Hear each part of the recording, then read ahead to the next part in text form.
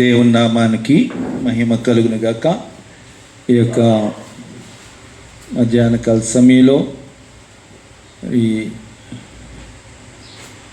మనమందరము జీవం గల దేవుని సంఘముగా కూడుకొని ప్రార్థించటానికి, ప్రభువును స్తుతించటానికి, ఆయన లేఖనాలు ధ్యానించడానికి ప్రభు మనల్ని నడిపించారు. మరి ఈ శ్రేష్టమైన సమయంలో దేవుని వాక్యాన్ని మనం ధ్యానం చేసుకుందాం.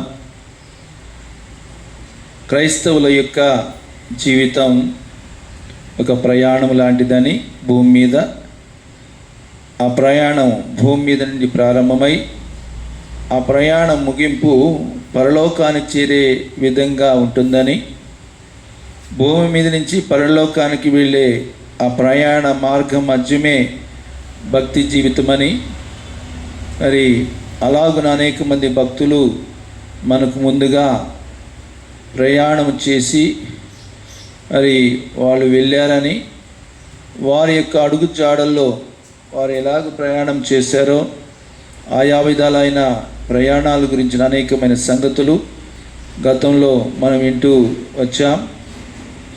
ఈరోజు మరిన్ని ప్రత్యేకమైన సంగతులు మనం విందాం. మరి అంతకుముందు నేను మొదటిగా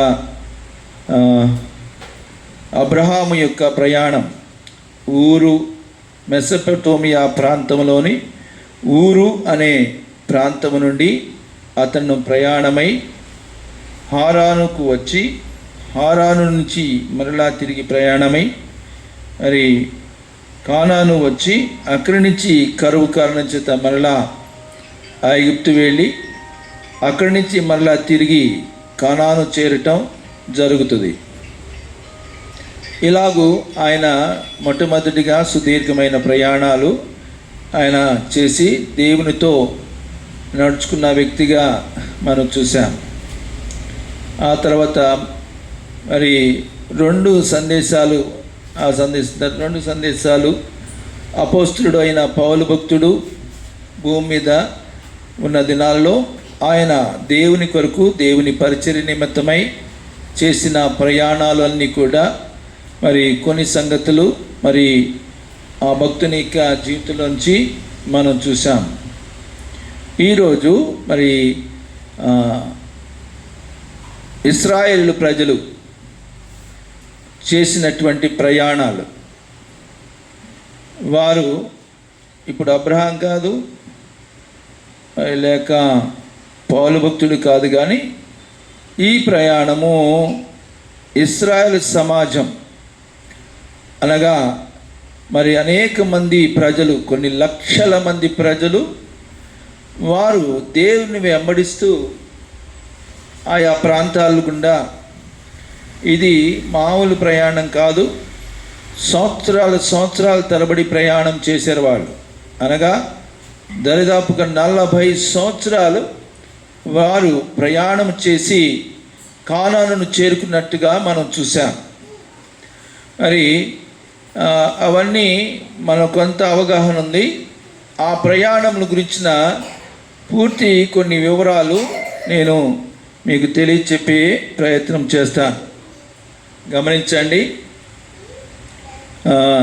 సంఖ్యాకాండంలో అవి విషయాలన్నీ కూడా ఒక్కచోట ఇక్కడ మోషే భక్తుడు మరి సీరియల్గా అక్కడ రాసి పెడతారు. అక్కడ మనం చూడవచ్చు. మొదటి వచనంలో నుంచి నేను చదువుతున్నాను, మీరు శ్రద్ధగా ఆలకించవలసిందిగా మనం చేస్తున్నాను. సంఖ్యాకాండము 33వ అధ్యాయము 1వ వచనాన్ని చదువుతున్నాను. మోషే అహరోనుల వలన తమ తమ సేనల చొప్పున ఐగుప్తు దేశములో నుండి బయలుదేరి వచ్చిన ఇశ్రాయేలు చేసిన ప్రయాణములు ఇవి అని రాసింది. ఇశ్రాయేలు చేసిన ప్రయాణములు. ఇక ఎంతకంటే ప్రయాణం చేసిన వాళ్ళు ఎవరుండరు. సో వారు ఇశ్రాయేలు జనులుగా ఒక జాతిగా వారు ప్రయాణాలు చేస్తూ వారు సొంత గృహము అన్నట్టుగా పిలువబడిన కనానునకు చేరే ప్రయత్నం, ఆ ప్రయత్నం సంబంధించిన ప్రయాణాలు అవన్నీ కూడా ఇక్కడ మోషే భక్తుడు స్పష్టంగా రాసినట్టు మనం చూస్తాం. చూడండి, 3వ వచనంలో చూస్తే, లేకపోతే 2వ వచనం నుంచి నేను చదువుతున్నాను. మోషే యెహోవా సెలవిచ్చిన ప్రకారం, మోషే యెహోవా సెలవిచ్చిన ప్రకారము వారు ప్రయాణములను బట్టి వారి సంచార క్రమములను రాశాను. ఏం రాశాడంటే ఇక్కడ మోషే వారి యొక్క సంచార క్రమం అనగా ఈ సంచార క్రమము ప్రయాణములను తెలుసుకొనుట ద్వారా ఆ ఇశ్రాయేలు ప్రజలు దేవునితో ఎలా నడుచుకున్నారో, దేవుడు వారిని ఏ విధంగా నడిపించాడో ఆ విషయాలన్నీ సంగ్రహించడానికి వీలవుతుంది. ఎందుకు రాయబడ్డాయి అంటే, రాబోయే దినములలో దేవుని ప్రజలైన వారు ఈ సంచార క్రమములు తెలుసుకొని వారు కూడా ఎక్కడెక్కడ వారు దేవునికి వ్యతిరేకంగా ఏదైనా పనులు చేస్తే ఈ సంచార క్రమాలు ఇశ్రాయేలు ప్రజల యొక్క ప్రయాణాలలో వారు చేసిన తప్పులు లోపాలని సవరించుకుంటూ మనము సరైన విధంగా భక్తి చేయటానికి అవి ఎంతో దోహదపడతాయని దేవుడు ముందుగానే వ్రాయించాడు. ఇశ్రాయేలు ప్రజలు ఐగుప్తు అనే దేశము నుండి కానాను అనే ఇజ్రాయెల్ దేశమునకు వెళ్ళటం, అది వారు ప్రయాణంలో ప్రారంభము ఈ ఐగుప్తు దేశం అయితే వారు టార్గెట్ వచ్చి కానాను. ఈ ఐగుప్తు నుంచి కానాను అనే ఇజ్రాయెల్ దేశం వెళ్ళటానికి వారు ప్రయాణం చేసిన ఆ సమయం ఎంత అంటే 40 సంవత్సరాలని పరిశుద్ధ గ్రంథంలో స్పష్టంగా వ్రాయించబడింది. అయితే మొదటగా వారు ప్రయాణం చేసిన దాదాపుగా 40 ప్రాంతాలలో వాళ్ళు దాటుకొని వెళ్తారు. ఈ ఐగుప్తు దేశం నుండి ఇజ్రాయెల్ దేశమునకు 40 ప్రాంతాలను వారు దాటి వెళ్తారు. 20 ప్రదేశాలలో వారు స్థావరంగా అక్కడ నిలిచి ఉంటారు, అంటే అక్కడ ఆగుతారన్నమాట. ఆగి కొంతకాలం ఉన్న తర్వాత మరలా తిరిగి బయలుదేరతారు. సో ఆ విధంగా వారు కొంత బస చేసుకుంటూ ప్రయాణంలో బస చేసి మరలా తిరిగి ప్రయాణాన్ని కొనసాగించిన విధంగా అక్కడ మనకు కనబడుతూ ఉంటుంది. అయితే వీరు ప్రయాణించిన కొన్ని ప్రాంతాల పేర్లు నేను చెప్తాను, ఇక్కడ రాసింది కాబట్టి దేవుడు రాయించాడు, అవి మనం తెలుసుకోవాలి. ఆ విధంగా మనము ఈ యొక్క ఇశ్రాయేలు ప్రజల యొక్క ఆధ్యాత్మిక జీవితంలో దేవుడు జరిగించిన కార్యాలు మనం తెలుసుకోవడానికి అవి ఎంతో దోహదపడతాయి. 33వ అధ్యాయం 3వ వచనం చదువుతున్నాను. మొదటి నెల 15వ దినమున వారు రామశేసులో నుండి ప్రయాణమై పస్కా పండుగకు మరునాడు వారి మధ్యను యెహోవా హతము చేసిన తొలుచూలులనందరినీ ఐగుప్తులు పాతిపెట్టుకుంటుండగా ఇశ్రాయేలు ఐగుప్తులందరి కన్నుల ఎదుట జయోత్సాహంతో బయలుదేరి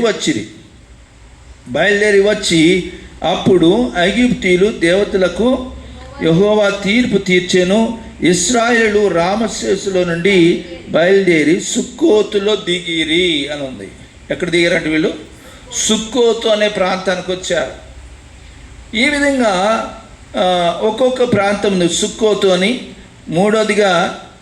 రెండోదిగా చూస్తే పిహాహిరోతు అని, ఆ తర్వాత మారా అని, ఆ తర్వాత ఎలీము అని, ఆ తర్వాత సీను అరణ్యమని, ఆ తర్వాత దోపక అని, ఆ తర్వాత రెఫీదీమని, ఆ విధంగా మరి సీనాయి అరణ్యమని, అలాగున వారు దాదాపు 20 ప్రాంతాలు వారు సందర్శిస్తారు. అక్కడ స్టే చేస్తారు, అంటే అక్కడ వారు బస చేసినట్టుగా మనం చూస్తాం. ఇప్పుడు దీనిని పూర్తిగా మనం స్పష్టంగా చూడాలంటే నిర్గమాకాండంలోకి వద్దాం. చూడండి, నిర్గమాకాండం గతించిన దినాల్లో ఆది కాండమును మనము అబ్రహాము చరిత్రను తెలుసుకునటానికి ఆది కాండం అంతా కూడా మనము అధ్యయనం చేయటానికి దాంట్లో ఎక్కువ భాగం అబ్రహాము గురించిన చరిత్ర అంతా కూడా చూసాం. ఇప్పుడు నిర్గమాకాండాన్ని మనము మరి ధ్యానించిన ఉన్నాం.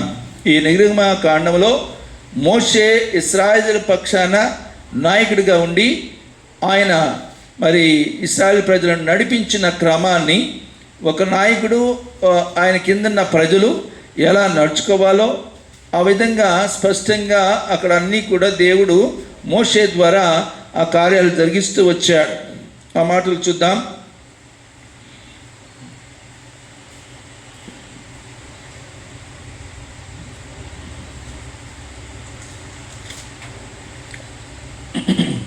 ఇక్కడ మనం నిర్గమకాండములో 12వ అధ్యాయము 37వ వచనం చూద్దాం. చూడండి. అప్పుడు ఇశ్రాయేలీయులు రామసేసు నుండి సుక్కోతునకు ప్రయాణమైపోయిరి. వారు పిల్లలు కాక కాల్బలము 6,00,000 వీరులు వీళ్ళు. సో ఇక్కడ ఎంత అంటే 6,00,000 వీరులు ఉన్నారు. ఇంకా అనేకులైన గొర్రెలు, ఎద్దులు, పశువులు, గొప్ప మందిను అదుగదుగు వారితో కూడా బయలుదేరెను అని స్పష్టంగా ఇక్కడ వ్రాయబడింది. ఈ సుక్కోతులో మరి జరిగిన సంభవాన్ని మనం చూసినట్లయితే దీని గురించి చరిత్ర నేను మొత్తం చెప్తలేదు, కానీ జస్ట్ ఆ ప్లేసెస్లో దేవుడు జరిగించిన కార్యాలు, వారి పక్షాన ఏం జరిగినాయో, వారిని ఏ విధంగా వారిని దేవుడు నడిపించాడో తెలుసుకోవడానికి కొన్ని సంగతులు మీ ముందు ఉంచుతున్నాను. వీరి గురించిన మ్యాప్ అంతా కూడా ఉంటుంది. మీరు బైబిల్ మొత్తం వెనక చూసినట్టు మ్యాప్లు ఉంటాయి. ఆ మ్యాప్లలో మరి అబ్రహాంది మొదటి ఉంటుంది. అబ్రహాంది అయిపోగానే నెక్స్ట్ పేజీ ఈ ఇశ్రాయేలు ప్రయాణాల గురించి ఉంటుంది. దాంట్లో కూడా మీరు చూడవచ్చు. నేను చెప్పిన ప్లేసెస్ అన్నీ అక్కడ ఉంటాయి. ఇప్పుడు 13వ అధ్యాయంలో 19వ వచనం చూడండి అమ్మా. మరియు మోషే యోసేపు ఎముకలను తీసుకుని వచ్చెను. అతడు నిశ్చయముగా దర్శనమిచ్చును. అప్పుడు మీరు నా ఎముకలను ఇక్కడి నుండి తీసుకుని పోవాలనని ఇశ్రాయేలు చేత రూఢిగా ప్రమాణం చేయించుకుని ఉండెను. సుక్కోతు నుంచి ప్రయాణమైపోయి అరణ్యము దగ్గరనున్న ఏతాములో దిగిరి. ప్రయాణము చేయనట్లుగా యెహోవా త్రోవలో వారిని నడిపించుటకై పగటి వేళ మేఘస్తంభమును వారికి వెలిగించుటకు అగ్నిస్తంభమును ఉండి వారికి ముందుగా నడుచుతూ వచ్చాను. ఆయన మేఘస్తంభమునైనను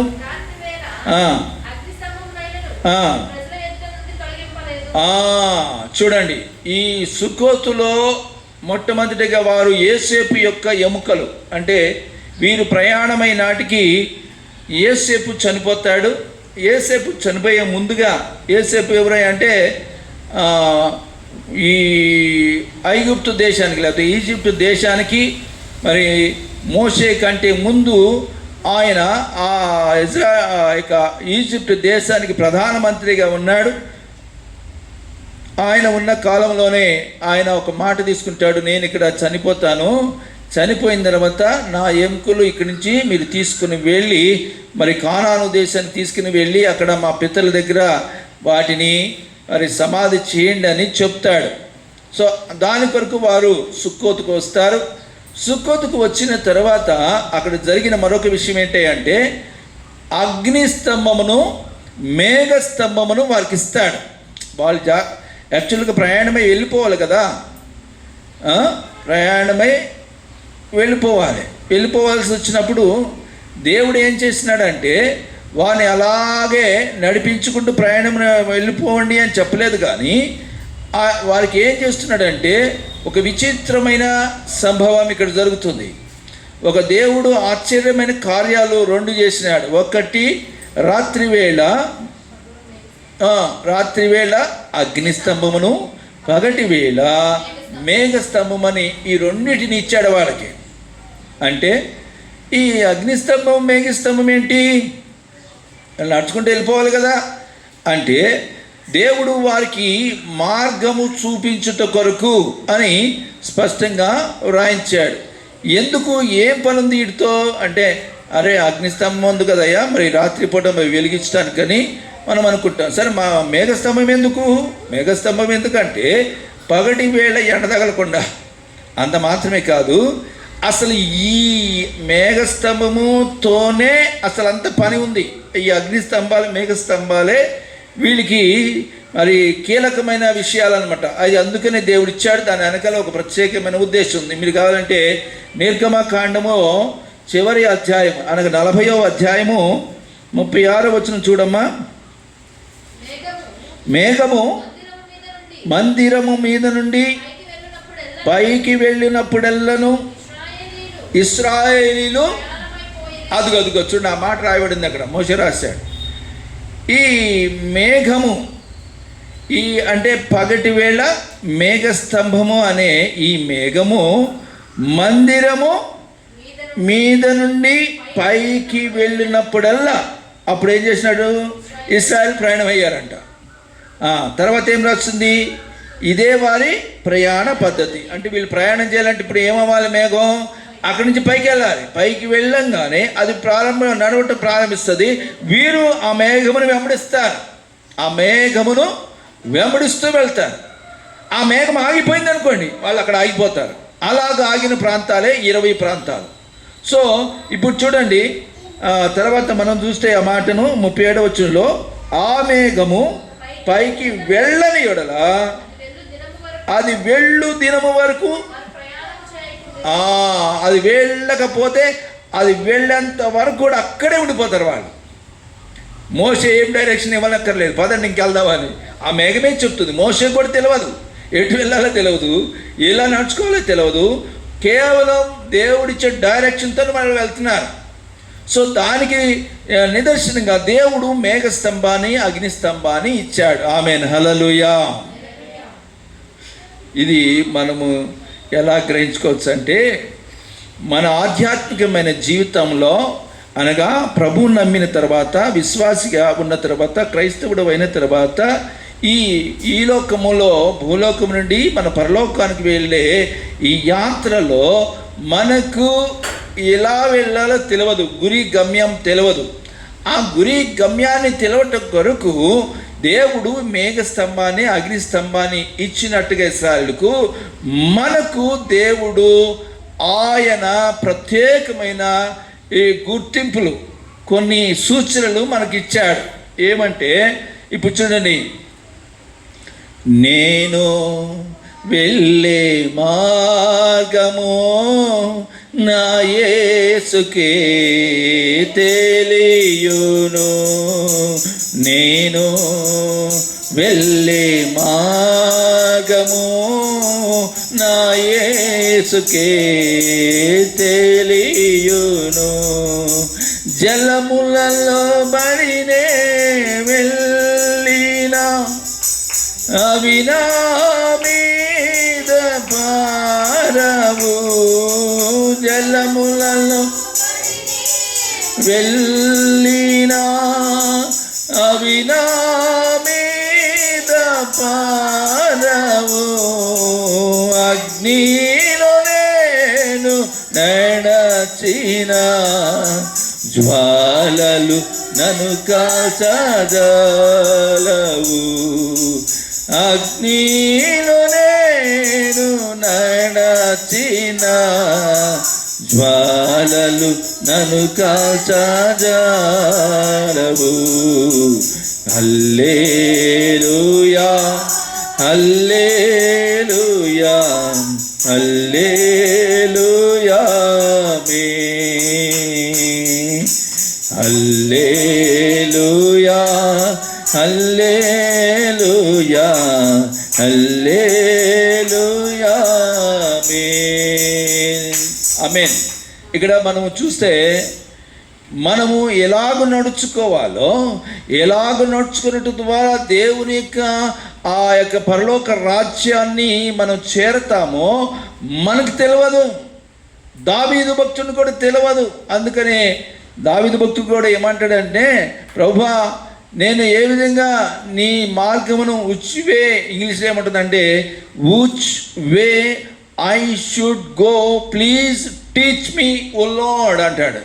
నేను ఏ విధంగా నీ మార్గాన్ని అనుసరించి నడుచుకోవాలో నాకు బోధించు అంటాడు. అర్థమైందండి? మరి మోషేకు దేవుడు వాక్యాన్ని తెలియచేశాడు కనుక అతనికి అవగాహన ఉంటుంది. అలాగే నేను దేవుని యొక్క వాక్యమును మనము వినుట ద్వారా, ఆ లేఖనాలు ధ్యానించుట ద్వారా మనం వెళ్ళవలసిన మార్గము మనకు తెలియపరచబడుతుంది. ఆమేన్, హల్లెలూయా. ఈ వాక్యమును బట్టి మనము దేవుని యొక్క మార్గాలను అనుసరించగలుగుతాం, వాటిని గుర్తుపట్టగలుగుతాం. ఆ విధంగా మనము దేవుని రాజ్యాన్ని చేరగలుగుతాం. ఈ అరణ్య యాత్రలో ఇశ్రాయేలు ప్రజలకు ఎన్నో సమస్యలు ఎదురైనాయి, ఎన్నో కష్టాలు వచ్చినాయి, ఇబ్బందులు వచ్చినాయి. ఈ ఇబ్బందులకు, కష్టాలన్నిటికీ వారికి ఏ సమస్య రాకుండా ఈ మేఘస్తంభాన్ని, అగ్నిస్తంభాన్ని దేవుడు పెట్టాడు. అవే నడిపిస్తాయి. ఇప్పుడు చూడండి, నేను ఇక్కడ కొంచెం ఆగి కొంచెం ముందుకు వెళ్దాము. అక్కడ మీకు ఆయా వాటి యొక్క ప్రాధాన్యత అక్కడ స్పష్టంగా వ్రాయబడ్డాయి. ఇదే నిర్గమకాండము 33వ అధ్యాయం. నిర్గమకాండము 33వ అధ్యాయంలో 13వ వాక్యం చూద్దాం. చూడండి,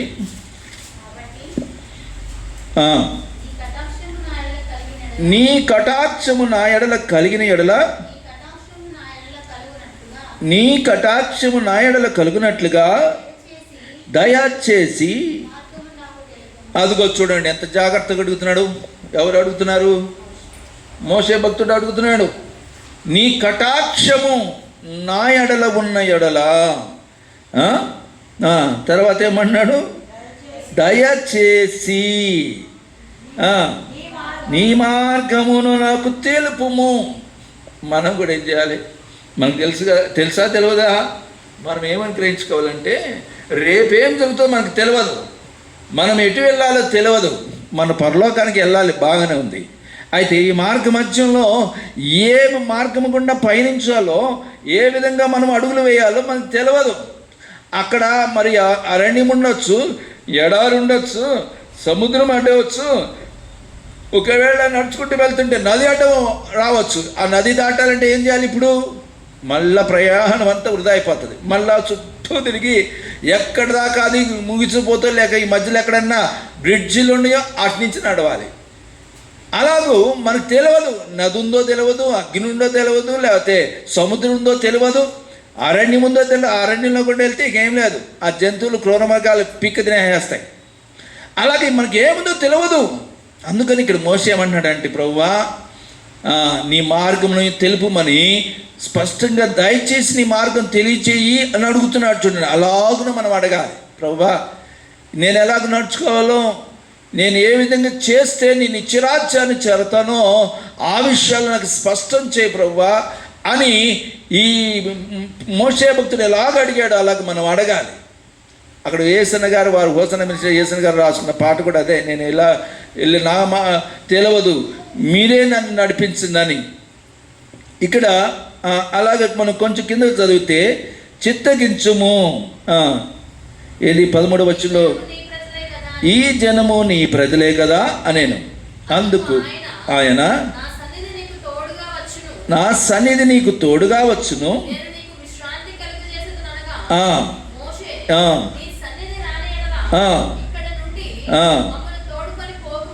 తోడుకొని పోకము అని మోషే అంటాడు. ఇక్కడ ఎందుకు అంటున్నాడంటే, ఇదంతా ఎందుకు జరిగిందంటే, ఇక్కడ ఒక అరణ్య ప్రాంతం వస్తుంది.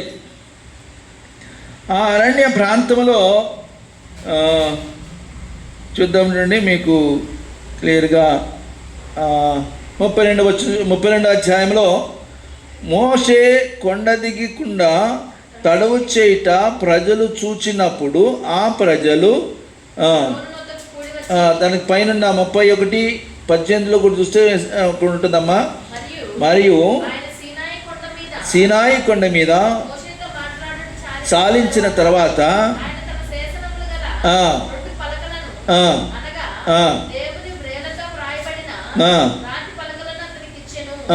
చాలు ఇచ్చిన తర్వాత అక్కడే ఉండిపోయినట్టుగా మనం చూస్తున్నాం. ఇప్పుడు 7వ వచనంకి రండి. కాగా మోషేతో ఇట్లా నేను నీవు దిగి వెళ్ళుము, ఐగుప్తు దేశం నుండి నీ ప్రజలు చూడండి, ఈ అరణ్యయాత్రలను ఉన్నారు. సీనాయి కొండ మీద మోషే వెళ్ళాడు, కింద ప్రజలు వాళ్ళు ఉన్నారు. ఆయన కొండ మీద ఉన్నాడు, కిందనేమో ప్రజలు ఉన్నారు. ఆ సమయంలో ఏమవుతుందంటే, నేను ఇక్కడికి ఎందుకు వచ్చానంటే, ఈ మేఘస్తంభము అగ్నిస్తంభం గురించి కూడా ఇక్కడ డిస్కషన్ అవుతుంది. సో ఆ సందర్భంగా దేవుడు మనతో రాకపోతే మన ప్రయాణంలో ఇశ్రాయేలు ప్రజలకు యెహోవా ఈ అగ్నిస్తంభాన్ని మేఘస్తంభాన్ని ఇచ్చింది యెహోవా దేవుడు. అలాగున ఆయన కూడా వారితోనే ప్రయాణం చేశాడు. సో వారితో ప్రయాణం చేస్తున్నప్పుడు వారు ఏ సమస్య వచ్చినా దాన్ని అవలీలుగా దాన్ని అవతలకు దాటి వెళ్ళగలిగారు. యోర్దాను వస్తే దాటారు, సముద్రం వస్తే దాటారు, అరణ్యం వస్తే దాటారు, నీళ్ళు లేకపోతే నీళ్ళు తాగారు, ఆకలిస్తే అన్నం తిన్నారు. సో మనము తెలుసుకోవాల్సిన కీలకమైన విషయం ఏంటంటే ఈ విషయమే. ఏ విషయమో? దేవుని యొక్క సన్నిధి మనతో ఉండాలి, దేవుడు మనతో రావాలి. దేవుడు మనతో రాకపోతే, దేవుని యొక్క సన్నిధి మనతో లేని ఎడల నువ్వు ఎంత ప్రయాణం చేసినా టార్గెట్ రీచ్ కాలేవు. ఈ లోపల మధ్యలోనే గమ్యస్థానాన్ని చేరుకోలేము. అక్కడితో నువ్వు మధ్యలోనే ముగిసిపోవచ్చు, తెలియదు. ఇక్కడ చాలామంది రాలిపోయారు, అరణ్యంలోనే రాలిపోయిన వాళ్ళు అనేకులు ఉన్నారు, ఆ స్థలమును చేరుకోలేక. సో కొంతమందికి రోగాలు వచ్చినాయి. మరి వారు అలాగే వారు చేసిన ఇక్కడ ఆ పాపాలు చేసిన కారణం చేత చెడిపోయారు అన్నాడు కదా దేవుడు. ఏమంటున్నా? వారు చెడిపోయిరి అని స్పష్టంగా దేవుడు చెప్తున్నాడు. చెప్పినప్పుడు చూడండి, అక్కడ ఏం రాస్తుంది? నేను వారికి నియమించిన త్రోవ నుండి త్వరగా తొలగిపోయి తమ కొరకు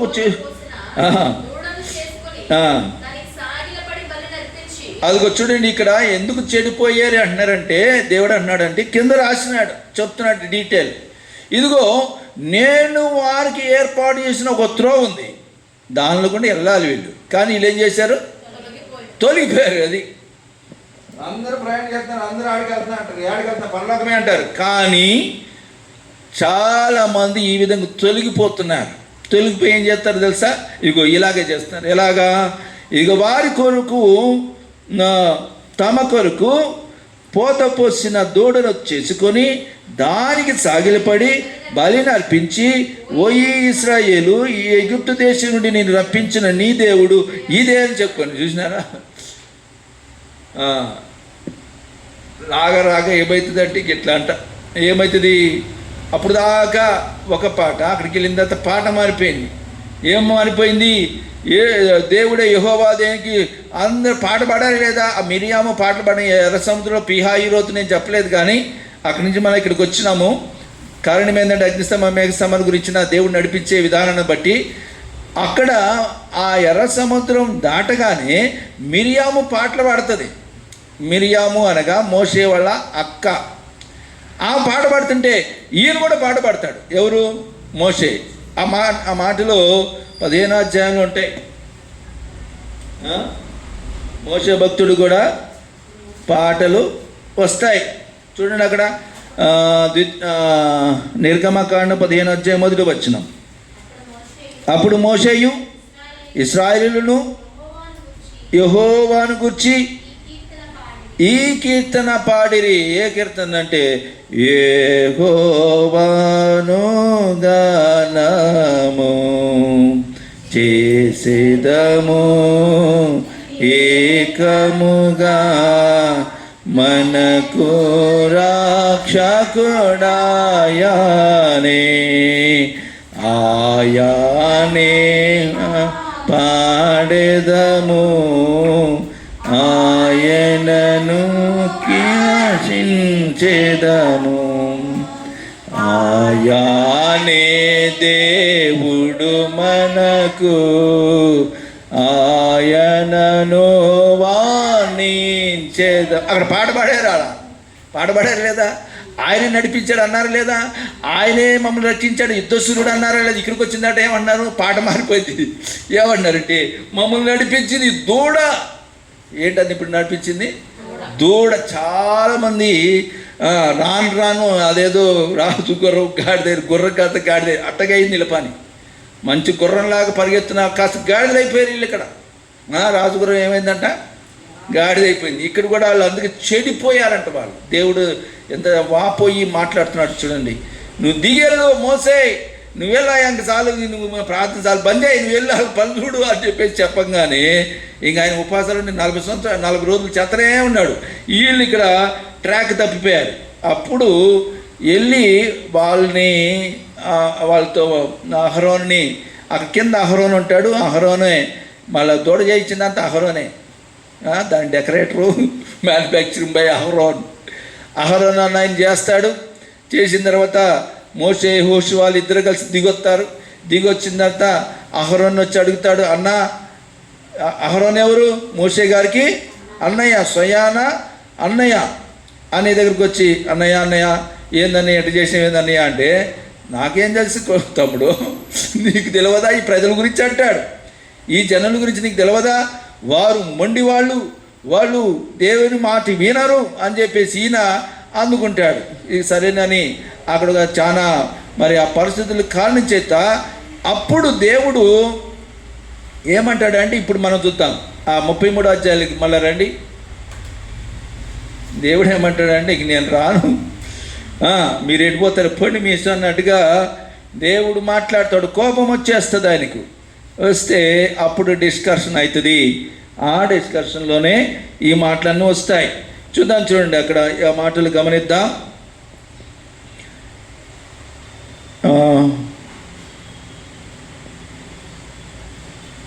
మోషే ఆ ప్రజలను గురించి స్పష్టంగా దేవుడు మాట్లాడతాడు. ఇది 32వ అధ్యాయంలో లేకపోతే 33వ అధ్యాయం 3వ వచనం చూడండి. మీరు లోబడనొల్లని ప్రజలు గనుక నేను మీతో కూడా రాను,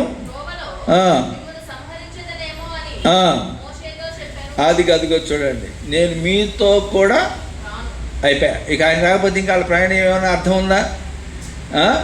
నేనేం చెప్తున్నానంటే, ఇశ్రాయేలు ప్రజలు అరణ్యయాత్రలో కానాను వెళ్ళే మార్గ మధ్యలో నేను మీతో రాను అని చెప్పేటట్టుగా మన జీవితాల్లో మనం ఉండకూడదు.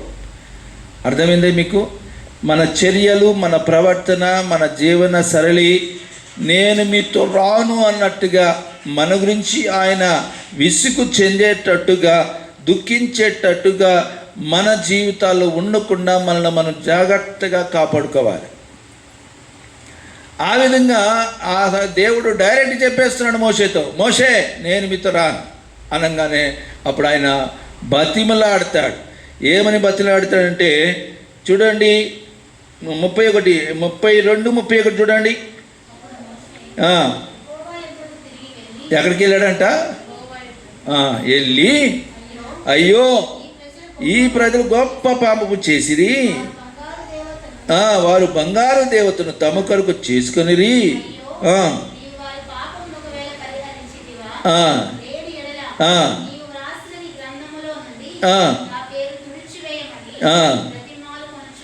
చూసినారా? మోషే స్పందన చూడండి ఎట్లా ఉందో. ఒకవేళ నువ్వు ఆయనని కనుక సంహరించావంటే దానికి బదులు నా పేరు తీసే అంటున్నాడు. అసలు ఎంత గొప్ప నాయకుడిగా తన యొక్క బాధ్యతను, స్పందనని ఎంత చక్కగా తెలియజేస్తున్నాడంటే ఇలాంటి నాయకులుగా ఉండాలి. నేను నిన్ను బతిమాలు కొనుచున్నానని దేవునితో మాట్లాడుతున్నాడు. అందుకు యెహోవా 32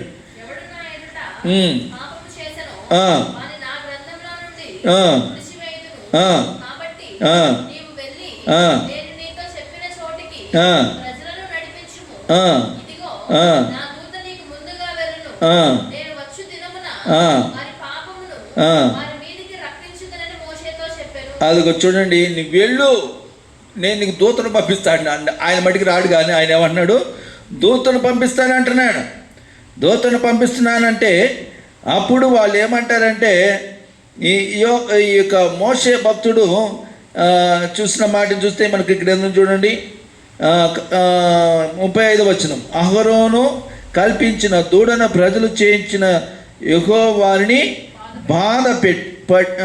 బాధ పెట్టాను. మరియు యెహోవా మోషేతో ఇట్లా నేను నీవును నీ ఐగుప్తు దేశం తోడుకొని వచ్చిన ప్రజలను బయలుదేరి ఇస్సాకుతో యాకోబుతో ప్రమాణం చేసిన నీ సంతానం దీనిని ఇచ్చేదనని చెప్పిన పాలు తేనెలు ప్రవహించు దేశంకు లేచి పొండి, నేను నీకు ముందుగా దూతను పంపి కనానీలను, అమోరీలను, హిత్తీలను, పెరిజీలను, హివీలను, ఇబుసీలను వేళ్ళగొట్టేదును అని చెప్తే మోషే ఏమంటాడు తెలుసా?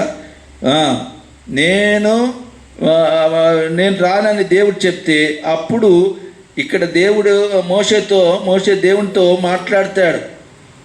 ఇక చూడండి ఎలా మాట్లాడాడంటే, ఇక నేను ముందు చదివించిన మాట మీరు గమనిస్తే, మరలా తిరిగి మోషే దేవుని యొద్దకు యెహోవా యొద్దకు వెళ్ళి తిరిగి మాట్లాడినట్లు మనం చూస్తాం. ఈ సందర్భంలోనే ఈ 33వ అధ్యాయంలో 11వ వచనం చూడండి ఎలా ఉందో. లేకపోతే 10వ వచనం కూడా చదవమ్మా. 9వ వచనం చివరి మాట, యెహోవా మోషేతో వాళ్ళు డిస్కషన్ చేస్తున్నారంట. చూడండి ఎంత చక్కగా రాశాడు. ఇప్పుడు 11వ వచనం చదవమ్మా. మనుష్యుడు స్నేహితునితో మాట్లాడినట్టు యెహోవా మోషేతో ముఖాముఖిగా మాట్లాడుచుండెను. ఆమేన్, హల్లెలూయా. చూడండి ఎంత చక్కగా దేవుడు మోషేతో మాట్లాడుతుంటే ఆయన గురించిన వాక్యం పరిశుద్ధాత్మ దేవుడే స్పష్టంగా వ్రాయించాడు. ఇలాగ చాలా విచిత్రంగా ఉంటాయి. ఏమనంటే దైవజనుడైన మోషే అని తానే తన గ్రంథంలో రాస్తాడు. అప్పుడు దైవజనుడైన మోషే అని రాసింది. ఆ మాట రాసింది ఎవరు? పరిశుద్ధాత్మ దేవుడు రాయించాడు, ఆయన రాశాడు. ఆయన గురించి ఆయనే. అలాగే ఆయనే గురించి ఇక్కడేం రాసిన ఒక మనుషులు స్నేహితునితో మాట్లాడినట్టు యెహోవాతో మోషే మాట్లాడాను అని ఫేస్ టు ఫేస్ మాట్లాడినానని చెప్పబడుతుంది. ఇక్కడ నేను చివరిగా నేను ముగిస్తున్నాను. మళ్ళా తిరిగి దీనిని వివరంగా మనం ధ్యానించే సమయం ఉంది. ఇంకా రాబోయే దినాల్లో దీన్ని ధ్యానించబోతున్నాం. ఇక్కడ మనం గ్రహించుకోవాల్సింది ఏంటంటే, నా సన్నిధి నీతో కూడా వచ్చును అని ప్రభువైన యెహోవా దేవుడు స్పష్టంగా తెలియజేస్తాడు. ఇక్కడ మనం గ్రహించుకోవాల్సిన విషయం ఏంటంటే, మనము, మన కుటుంబం, మన పిల్లలు, మన ఉద్యోగము, మన వ్యాపారాలు, మన పరిస్థితులు, జీవన క్రమం అంతా కూడా యెహోవా మనకు తోడుగుండాలి. దేవుని యొక్క సన్నిధి మనతో ఉండాలి. దేవుని సన్నిధి లేకుండా, దేవుని సన్నిధి అంటే అర్థం ఏంటంట? దేవుడే అని అర్థం. దేవుడి సన్నిధి అంటే ఏంది? దేవుడే is the presence of God. అంటే ఆయన ఉంటేనే ప్రజెన్స్ అంటారు, లేకపోతే ప్రజెన్స్ ఏముండదు. అందుకనే ఈ మాట మన జీవితంలో ఇక్కడి నుంచి పరలోకం వెళ్ళాలంటే ఆయన లేకుండా నీ ప్రయాణము సక్సెస్ఫుల్ కాదు. ఆ మాట మీరు గుర్తుపట్టాలి. ఇశ్రాయేలు ప్రజలు ఆయన లేకుండా వెళ్ళటానికి మోషే ఒప్పుకోలేడు. లేదు బాబు, నీకు మేఘస్తంభం ఉంది, అగ్నిస్తంభం ఉంది, దూతలు కూడా పంపిస్తాడు. దూతలో దేవుడొద్దో, నువ్వే కావాలంటాడు. ఏమంటాడు మోషే? నువ్వు రాకపోతే మేము ఇక్కడి నుంచి అడుగు కూడా ఏమంటాడు. ఒకవేళ పాపం చేస్తే వారి పక్షాన నన్ను శిక్షించంటాడు, నా పేరు తుడిచిపెట్టేసే అంటాడు. అర్థమవుతుందండి ఎంతగా ఆయన దేవుని కొరకు ప్రజల కొరకు త్యాగం చేస్తున్నాడో మోషే. కనుక ఈ సందర్భంగా మనం జ్ఞాపకం చేసుకోవాల్సిన వాక్యం ఏంటంటే, ఒక పాటగా నేను పాడి నేను ప్రార్థన చేస్తాను. ఏదేంటంటే, నీవే నాతో వస్తే దిగులు నాకుండదు, నీవే ఆస్తే దిగులు నాకుండదు, నీవే ఆజ్ఞాపిస్తే తెగులు నన్నంతదు,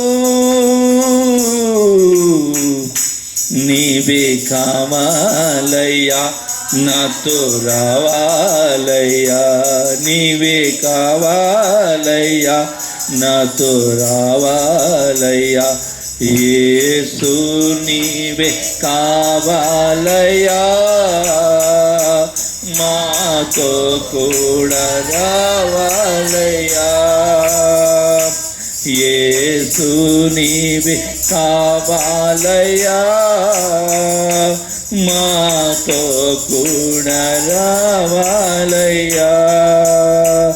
నీవే నాతో వస్తే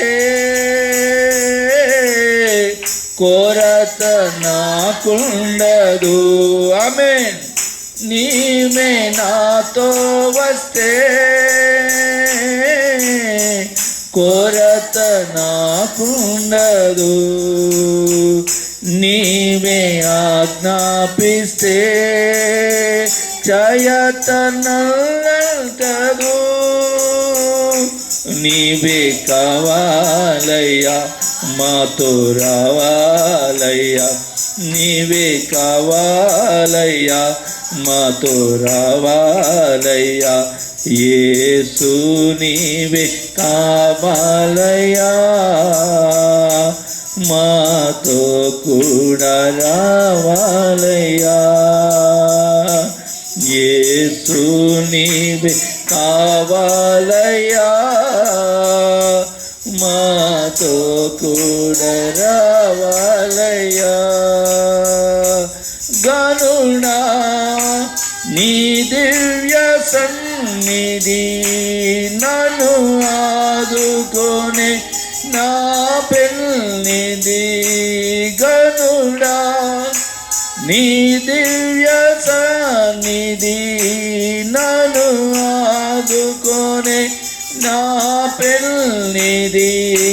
నాతో రావాలయ్యా, నాతో రావాలయ్యా. నీవే అయ్యా, నాతో రావాలయ్యా. యేసు నీవే కావాలయ్యా, నాతో కూడా రావాలయ్యా. నీవే నాతో వస్తే ఓటమి నాకుండదు. నీవే నాతో వస్తే ఓటమి నాకుండదు. నీవే ఆజ్ఞాపిస్తే చీకటి నల్లచదు. నీవే కావాలయ్యా, నాతో రావాలయ్యా. నీవే కావాలయ్యా, నాతో రావాలయ్యా. యేసు నీవే కావాలయ్యా, నాతో కూడా రావాలయ్యా. యేసు నీవే కావాలయ్యా, మాతో కూడా రావాలయ్యా. హల్లెలూయా. దేవుడు మనతో వస్తే అది సముద్రమైన, అది అరణ్యమైన, నీళ్లు లేకపోయినా, అది మారావంటి చేదు నీళ్ళైనా మధురంగా మార్చగలుగుతాడు ఆయన మనతో వస్తే. ఆయన మనతో వస్తే ఎర్ర సముద్రం లాంటి దాటలేని సమస్యలను దాటిస్తాడు. ఆమేన్. హల్లెలూయా. ఆయన మనతో వస్తే నీళ్లు లేని చోట బండ నుండి నీళ్లు తెప్పిస్తాడు. ఆమేన్. హల్లెలూయా. ఆయన మనతో వస్తే ఎరుకో లాంటి కోటగొడలు అడ్డం వచ్చినప్పుడు వాటిని ఆయనే కూల్చివేస్తాడు. ఆమేన్. హల్లెలూయా. ఈ మాటలు జ్ఞాపకం పెట్టుకోండి. ఆయన మనతో వస్తేనే ఇవన్నీ జరుగుతాయి. ఆయన లేకుండా నువ్వు ఒక అడుగు వేసి సక్సెస్ కాలేవో, ఆయన రాజ్యాన్ని చేరుకోలేవు. ఆయనతోనే మన ప్రయాణం, ఆయన మనతోనే ఉంటేనే అది జరుగుతుందని స్పష్టంగా ఎరిగిన వాడైన మోషే నువ్వు రాకపోతే ఒక్క అడుగు కూడా వేయమన్నట్టుగా మనము మన ప్రార్థనలో, మన కుటుంబ జీవనంలో, పిల్లల విషయంలోనూ, కుటుంబ విషయాల్లో, ఆర్థిక విషయాల్లో, సమస్త విషయాల్లో ఆయన సహాయం కోరుదాం. ఆయన మనతో ఉన్నాడని గ్రహిద్దాం. ఆయన సన్నిధి మనతో ఉందని గ్రహించి ఆయన సహాయం కోరి ఆయన ద్వారా సమస్యల నుంచి ముందుకు కొనసాగిపోదాం. నిత్యరాజ్యం చేరుదాం. దేవుడి మాటలు దీవించునుగాక. ఆమేన్. మంచిది.